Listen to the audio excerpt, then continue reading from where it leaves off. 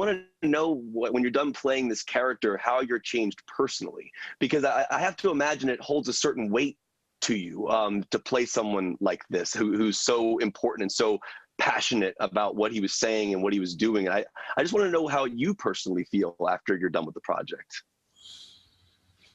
It was heavy. there was a lot to unpack. There's a lot to see, but I think it took a while. Do you mean it took probably I think the pandemic did me a favor because I could finally sit down, and it made me sit down. And probably at the tail end of last year that I probably just properly let go of that experience, you know. But it takes now I'm going to be way more respectful about those kinds of processes, you know, and in entering and during and leaving, and be very mindful.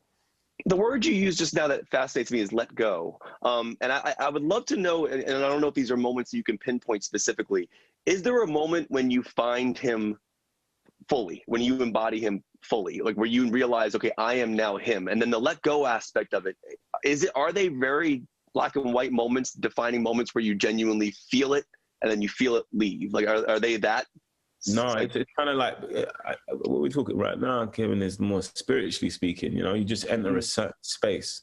You know what I'm saying? You enter a certain space, and you're in that space, and you understand yourself to a point where you can suggest and move yourself into that space, and take on the stuff and internalize the stuff from that space. You know, if you want to awaken someone, you have to deeply understand and be intimate with why they're asleep, and so that.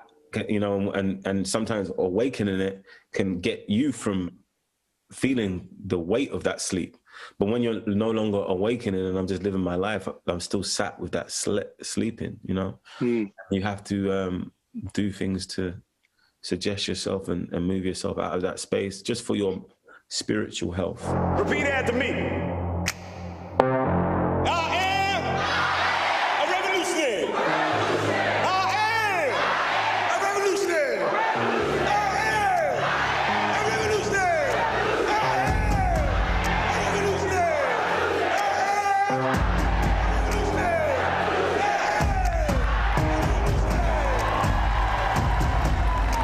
The church sequence is genuinely amazing. We see it in the trailer. We see the energy of it. We watch the film, and we see you reciting the lines, obviously, that, you know, that Daniel's character is saying. And I just wanted to know, for you, from perspective of shooting that scene, just as an actor, as a person, not the character, what the energy was like in that room, what it felt like to be in that room. I had to run away in between scenes and go wipe my tears off because I was just so happy to see a sea of all of these black people with afros and, you know, all of us on the same accord. We forgot we was in 2019. It felt like we got zapped back into that time.